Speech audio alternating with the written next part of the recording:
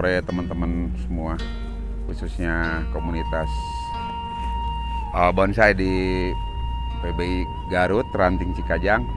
Kebetulan pada hari ini menyelenggarakan kontes, kelasnya kelas bonsai jadi, prospek dan bahan katanya. Nah, di sini saya akan mengomentari ciri khas pohon pusaka, emang tepatnya dari Cikajang kebanyakan itu ya. Ini di kelas prospek, pohonnya ini baik sekali. Menurut saya, cuman di sini ada semua pohon itu pasti ada kelebihan dan kelemahannya. Di sini ada sebuah luka ya. Tujuannya saya ngerti, tapi ini kurang membuat kesan ringan.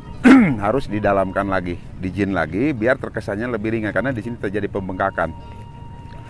Yang saya salut ini bikin tahapan percabangannya. Dia udah seolah-olah kayak main cutting padahal main kawat. Tahapan, nah ini yang dibilang tahapan cabang yang baik tuh gini. Besar kecil terus sampai ke ujungnya. Hanya ini pohon dalam kondisi di prospek emang belum jadi. Nanti kalau udah jadi tinggal teruskan aja, tinggal mencari cicit ranting, cucu ranting. Yang kedua, posisi pohon ini alangkah baiknya kalau pohon ini kepalanya agak ditarik ke depan. Ini nih. Jadi nanti posisi kepala di sini, ini kesannya itu masih kelihatan geblak ke belakang. Ini kalau ditarik gini, ini lebih bagus tuh, gitu ya. Jadi kelebihan pohon ini dari ya gerak dasarnya, teksturnya juga ini bukan pohon sebentar. Kalau lihat dari, saya nggak tahu pohon ini udah berapa belas tahun, mungkin puluh tahun. 84. Tuh 94 ya. Saya lihat dari pohon tuh gampang dilihat, ini pohon lama di pot. Dari tekstur aja, tekstur mulai dari batang, kaki, batang, cabang, ini udah tua. Ranting nggak sempet tua karena ranting ini kan masih proses muda ya, masih muda. Nah ini kelebihannya, gerak dasarnya juga bagus.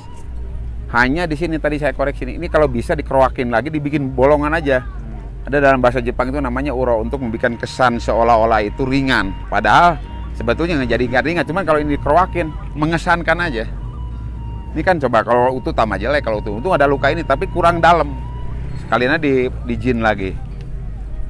Ini yang paling saya kagum, senang itu proses pembuatan yang sangat telaten dengan sistem tahapan.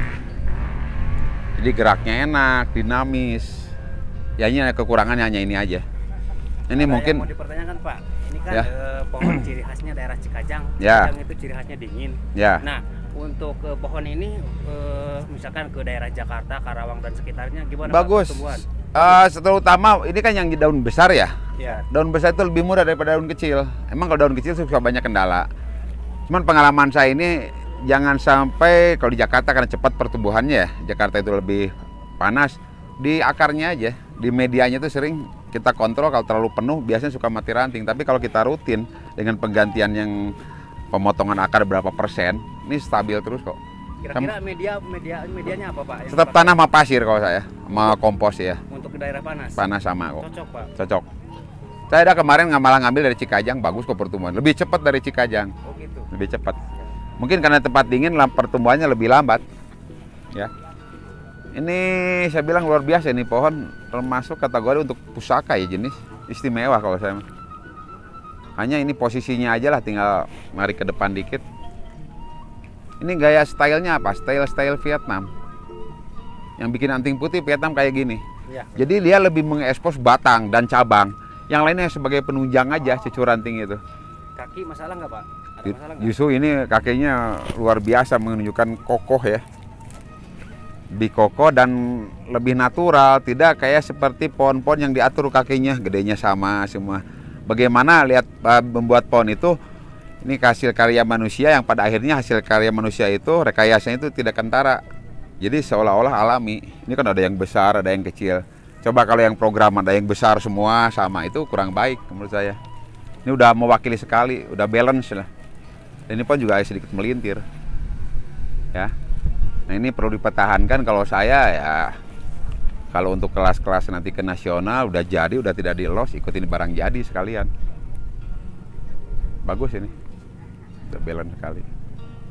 Nah ini harus kita ekspos pusaka itu. Sekarang pusaka di nasional juga udah banyak mewakili kok. Yang kemarin Terakhir punya siapa orang Cikajang itu Pak siapa ya? Pak Wes. Pak Wes ya. Itu kan malah udah sold out katanya ya. Bagus lah. Cuman ya harus sabar, pusaka itu nggak gampang kok bikin ininya.